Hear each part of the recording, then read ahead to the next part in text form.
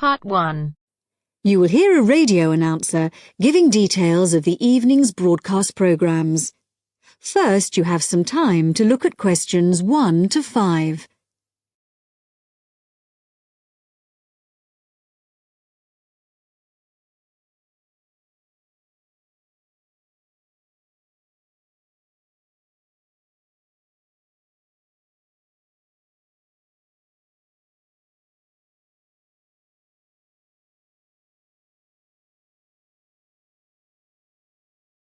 Now listen carefully and answer questions 1 to 5. The time is 6:55 on Thursday, October the 15th. And now here is a brief review of this evening's programmes on Radio 6. Starting in just a few minutes, at 7 o'clock, we have the first programme in our new series, Animal Talk, a documentary with Laura Martins and Jeff Burns.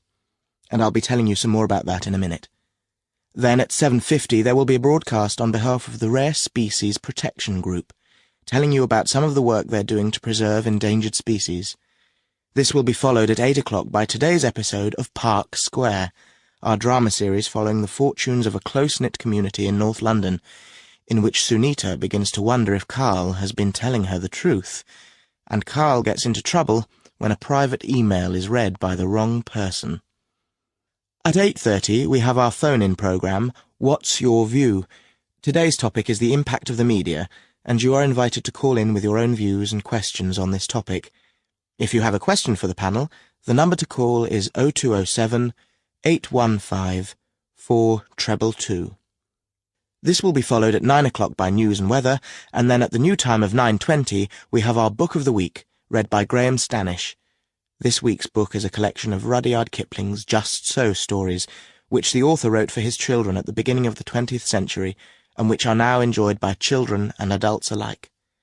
This evening's story, entitled How the First Letter Was Written, is an imaginary account of the events that led to the invention of writing, involving a young girl called Taffy, and a series of misunderstandings that arise when Taffy sends the first written message in the history of the world.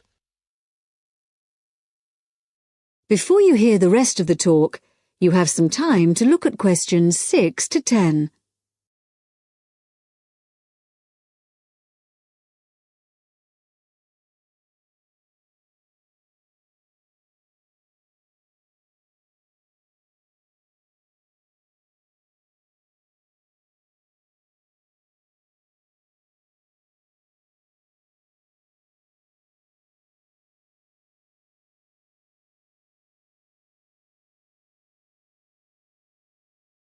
Now listen and answer questions 6 to 10. And now, some more information about our major new documentary series, Animal Talk, which explores the fascinating area of animal communication. Tonight's programme compares the communication systems used by two of the world's largest creatures, the killer whale and the elephant. Although these might seem like very different creatures, in fact there are a lot of similarities between them. They're both mammals, they both live in groups, and the social bonds they form are extremely strong. For example, when a new elephant is born, the others in the group will all gather round to greet it. They also live for a long time, like humans, and their brains are very large, which means that there may be room for something in there that allows them to process some type of language. In the programme, Laura Martins, who has spent many years studying the communication systems of whales, describes how although whales do have very good sight, like humans they mostly use sound to communicate. In the case of whales, this is because this travels well in water, where visibility may be limited. In the programme, you'll hear underwater recordings of the whale calls, but what we don't know yet is whether the whales are talking to one another, or whether the sounds are just to allow them to identify one another. Also speaking on the programme is Dr. Jeff Burns, who has made a special study of elephant communication. Elephants use all their senses to communicate, but as Dr. Jeff Burns explains, one way we are only just beginning to find out about is what has been referred to as silent singing. Sounds produced by elephants which are too low for humans to hear, but can be heard by other elephants. And did you know that another way in which elephants can hear is with their feet? So, when one elephant stamps on the ground, maybe to warn about danger, the sound travels through the ground, and another elephant up to 30 kilometres away may pick it up. To find out more about exactly how they do this, stay tuned to Radio 6 for Animal Talk. That is the end of part 1. You now have half a minute to check your answers.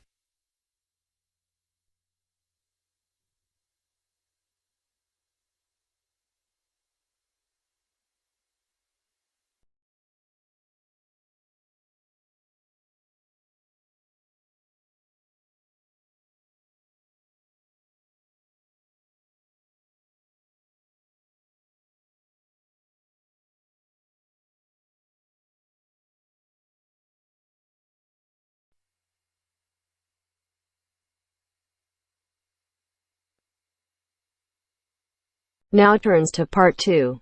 Part 2. You will hear a conversation between a travel agent and a customer. First, you have some time to look at questions 11 to 17.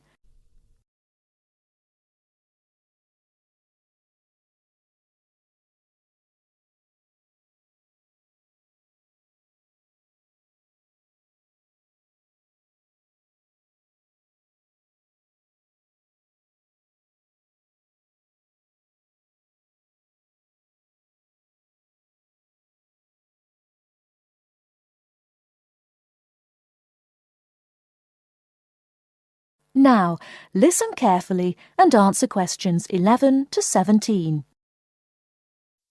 Good morning. Can I help you? Yes, I'd like to get some information about trips to New Zealand. Certainly. Take a seat and I'll be right with you. Thanks. Now, where would you like to go in New Zealand? Well, I was hoping to do a bit of travelling around, actually. There are a few things I'd like to see and do before I go back home. Right. One thing I really want to do is go to Christchurch. I have relatives living there that I can stay with, my mother's cousin, and I've heard it's a nice place. Yes, it's a lovely city. And staying with relatives will help with the budget, of course. The budget? It will save you some money. Oh, right. Well, I'm not too worried about that. I've saved quite a bit of money working in Australia. Oh, that's nice. Good for you. Well, you know that New Zealand consists of 2 main islands, the North Island and the South Island, and Christchurch is on the South Island. Is it? I was never very good at geography at school. Do you have a map I could look at? Sure. Here we are. Right, I see.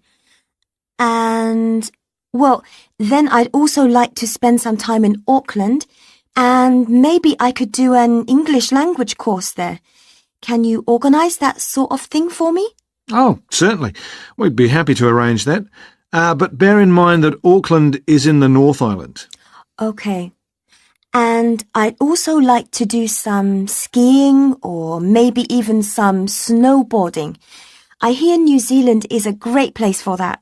Yes, absolutely. But you should go to Auckland first for your studies, and then you can get the ferry across to the South Island and take the bus down to the snow. Oh, I don't like boats very much. I'm not much of a sailor. I think I'd prefer to fly. Right. What about joining a walking tour? That could be really fun. Not sure about walking, but joining a tour might be a good way to travel because then I might make some friends my own age. Now, let's get some details. Can I have your name, please? Yes, it's Su Ming Lee, but you can call me Sue. OK, Sue. And what's your address here in Melbourne? I'm living with my aunt in the suburb of Kew. It's 29 Lock Street. That's L-O-C-H, not L-O-C-K. Do you have a phone number that I can get you on? The best thing would be if I give you my mobile. I always have it on me. It's 0402 558 992. OK. And when do you want to travel? Because you'll need to be down south in July or August. Oh, yes, of course.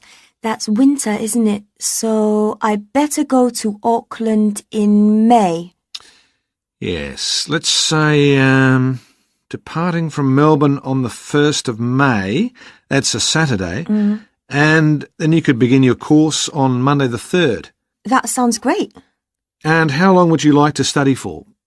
A month, 2, 3? What do you think? Well, I'll probably need more than a month. What about 8 weeks until the end of June? Fine. I'll see what I can do. Oh, and how would you like to pay for this? On my Visa card, if that's possible.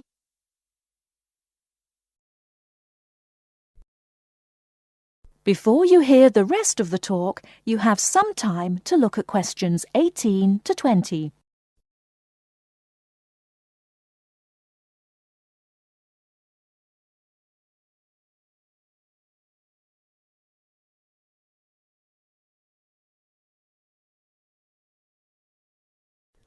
Now listen and answer questions 18 to 20. Hello, Sue. It's Angelo from Cosmos Travel here. I've booked your flight and I've found you an English college called the Harbour Language Centre. Great. Where exactly is that? Well, have you got that little map I gave you yesterday? Yes? You see where the harbour is with the 3 wharves and the water? Yes. Got that? OK, there are 2 parallel streets. Quay Street, that's Quay, and Customs Street. The building where the college is located is on Quay Street, opposite Prince's Wharf. Right. Got it. And what about accommodation? Well, I've booked you into a hotel for the first 3 nights, and then the accommodation officer will find you a family to live with. Good. And where's the hotel? It's a short walk from the college, on the corner of Queen Street and City Road. Which corner exactly? On the left-hand side as we're looking at the map. OK, near the little park. Yes, that's right. And what about a good bookshop? I'm going to need to buy a dictionary and some English books. Yes, well, I believe there's a really good language bookshop on the corner of Customs Street and Queen Street. It's near the college, so that's pretty convenient. Thank you so much. You've been really helpful. That is the end of part 2. You now have half a minute to check your answers.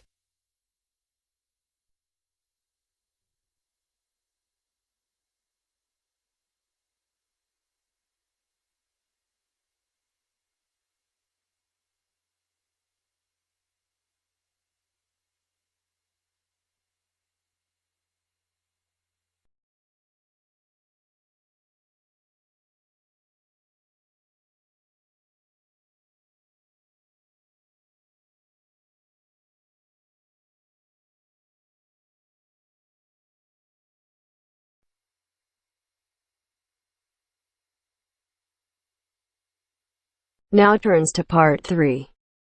Part 3. You will hear a woman called Phoebe, who is training to be a teacher, talking to her tutor called Tony about research she has done in a school.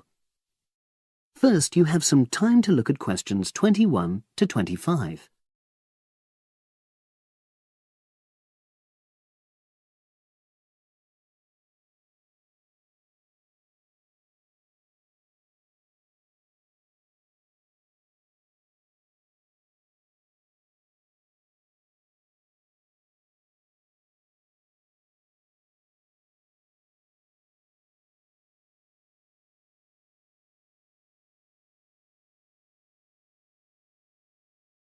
Now listen and answer questions 21 to 25. So, how did you get on with your school-based research, Phoebe? Well, it was exhausting, but really valuable. Good. What was the specific focus you chose? My title is Attitudes Towards Study Among 11 to 12-year-old Pupils. Right, and what made you choose that focus? Well, That's a bit difficult. Lots of my classmates decided on their focus really early on, mainly on the basis of what they thought would help in their future career, in their first year's teaching. So that's what helped you decide? Actually, it was that I came across a book written by experienced teachers on student attitudes, and that motivated me to go for the topic. OK. So what were your research questions or issues? Well, I wanted to look at the ways students responded to different teachers, particularly focusing on whether very strict teachers made teenagers less motivated. And from your research, did you find that was true? No, not from what I saw, from my 5 days observation, talking to people and so forth. OK. We'll talk about the actual research methods in a moment, but before that, can you briefly summarise what your most striking findings are? Well, what really amazed me was the significant gender differences. I didn't set out to focus on that, but I found that boys were much more positive about being at school. Girls were more impatient. They talked a lot about wanting to grow up and leave school. Very interesting. Yeah, it is. From doing the research, it was clear to me that you might start out to focus on one thing, but you pick up lots of unexpected insights. Right. Did you get any insights into teaching? Yes, certainly. I was doing a lot of observations of the way kids with very different abilities collaborate on certain tasks, help each other. And I began to realise that the lessons were developing in really unexpected ways. So what conclusion do you draw from that? Well, I know it's necessary for teachers to prepare lessons carefully, but it's great if they also allow lessons to go their own ways. Good point. Now, I'm really pleased to see you doing this. Analysing and drawing conclusions based on data. But surely this isn't proper data. Because it's derived from such small-scale research. Well, as long as you don't make grand claims for your findings, this data is entirely valid. I like the way you're already stepping back from the experience and thinking about what you've learned about research. Well done. But I know I could have done it better. As you become more experienced, you'll find ways to reduce the risk of difficulties. OK. Now you have some time to look at questions 26 to 30.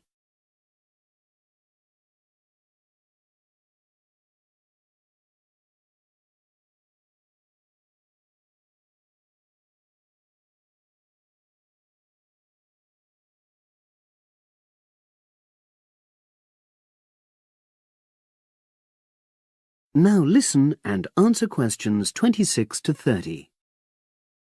So, let's look in more detail at how you gathered your data. Let's start with lesson observation. Well, it generally went quite smoothly. I chose my focus and designed my checklist.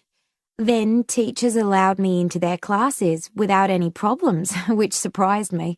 It was afterwards that the grueling work started. Yeah, it's very time-consuming, isn't it?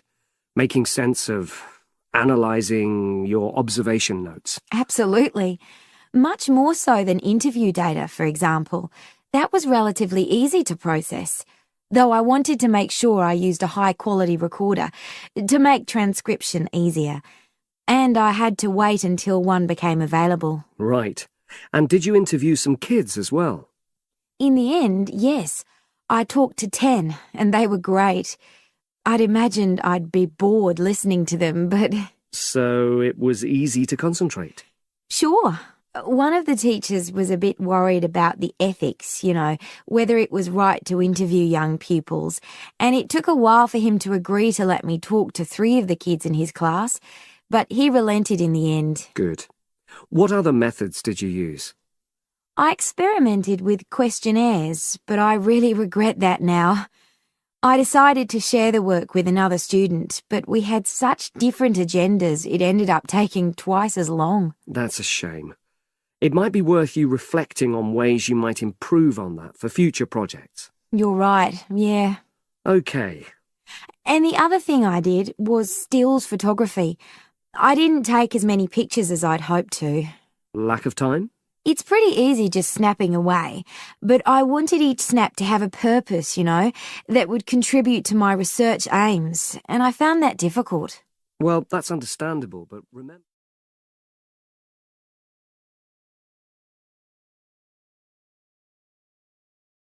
That is the end of part 3. You now have half a minute to check your answers.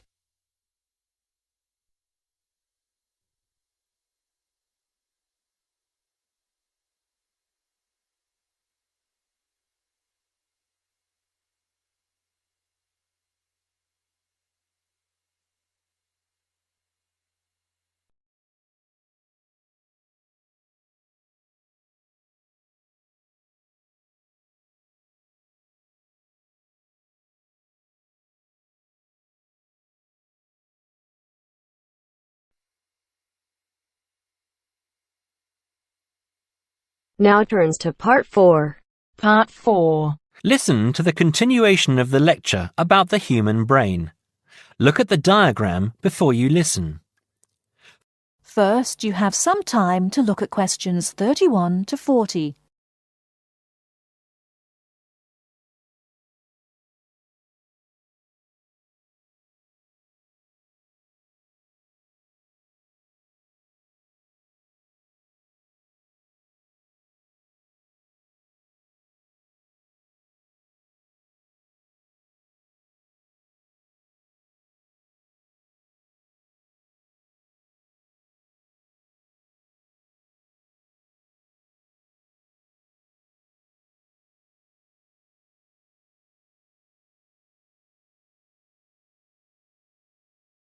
Now listen carefully and answer questions 31 to 40.